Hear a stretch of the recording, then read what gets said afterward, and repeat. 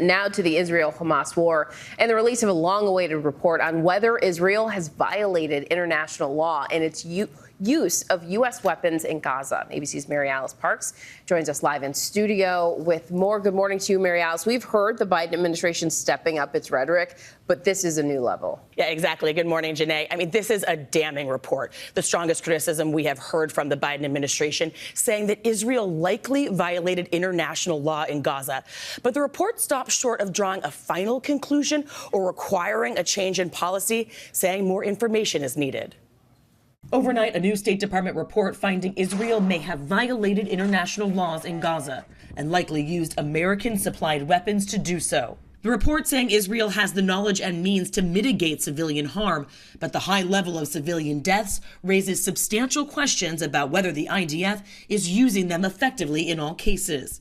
Adding that given Israel's reliance on American-supplied weapons, it is reasonable to assess that some U.S. weapons have been used in instances inconsistent with Israel's obligations under international law. International laws Israel has agreed to require nations to take steps to protect civilian lives, allow humanitarian aid into war zones, and avoid excessive destruction of civilian infrastructure.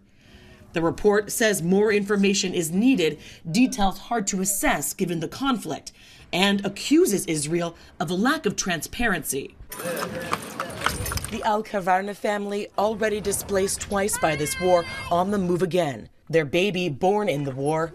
What is his fault? His mother asks. Where are we to go?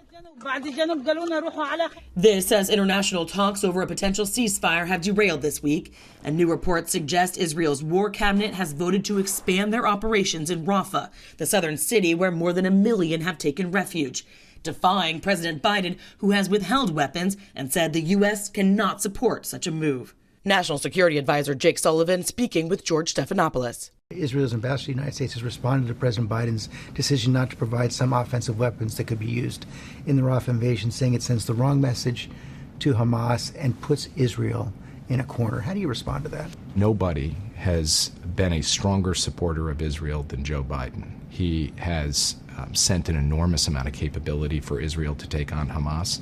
Secondly, the president has made clear he's going to continue to make sure Israel has what it needs to defend itself. Full stop. Foursquare, that will happen. And then third, the president has said that he has concerns about a full-scale military invasion of Rafah.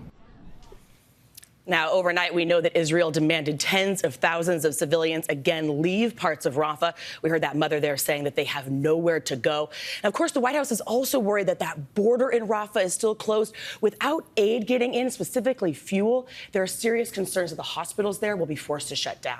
Janae. And we will watch to see how the administration balances this. And of course, thank you, MaryAlice. You can watch George's full interview with White House National Security Advisor Jake Sullivan inside the Situation Room on Good Morning America first thing Monday morning.